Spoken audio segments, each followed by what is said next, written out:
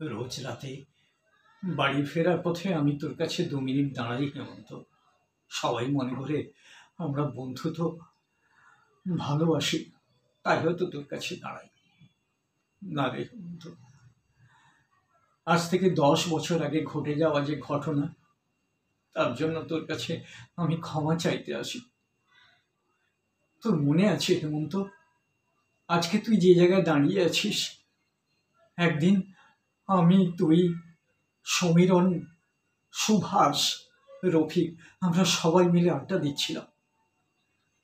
হঠাৎ একটা কথা কানে এলো, আমাদের কাউন্সিলরের চরিত্রহীন ছেলে সৌভিক দত্ত নাকি পাশের বস্তির একটা মেয়েকে রেপ করে।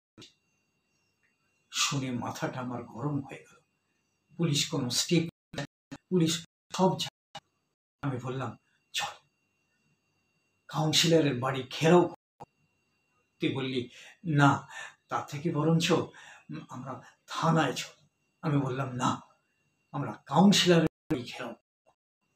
আমি তোদেরকে প্রভোগ করেছিলাম, তোরা আমার কথা মেনে নিয়ে মুহূর্তের মধ্যে পাড়াকে জড়ো করে কাউন্সিলরের ঘেরাও করলি। আর আমরা স্লোগান দিতে লাগলাম, কাউন্সিলরের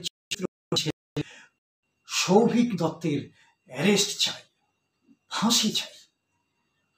আর ঠিক সেই মুহূর্তে পুলিশ এসে লাঠি চার্জ করতে শুরু করলো, আর আমি টুক করে সুযোগ বুঝে পালিয়ে গেলাম।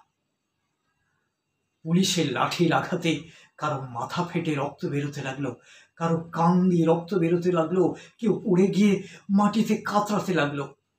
কিন্তু আন্দোলনের জায়গা থেকে তোরা কেউ সরে যাসনি।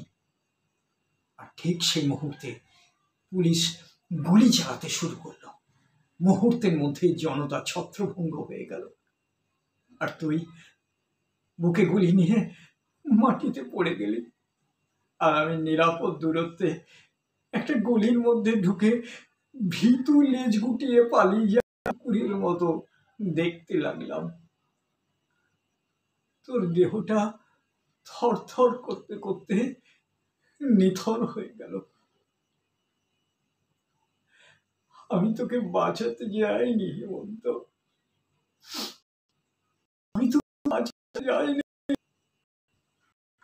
কেন জানিস? আমি তখন জীবনের হিসেব করছিলাম। হ্যাঁ, অনেক ডিপার্টমেন্টে আমার প্যানেলের নাম উঠেছে, সামনের মাসে জয়েনিং। আমি ভাবলাম, এই সময় যদি পুলিশে ঝামেলায় জড়িয়ে যায় তাহলে হয়তো চাকরির ক্ষেত্রে অসুবিধা হতে পারে। আমি ভুলে গেছিলাম হেমন্ত, সেই প্যানেলে তোরও নাম আছে, তোরও নাম আছে।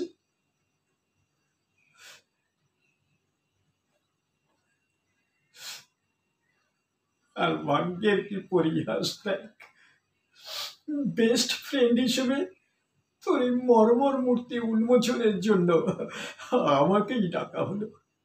আর আমি তোর মূর্তি উন্মোচন করে বলতে শুরু করলাম, হেমন্ত অমর রহে, হেমন্ত অমর রহে। কেউ জানে না হেমন্ত, কেউ জানে না আমি আমি তোকে মেরে ফেলেছি, আমি তোকে খুন করেছি হেমন্ত, আমি তোকে খুন করেছি।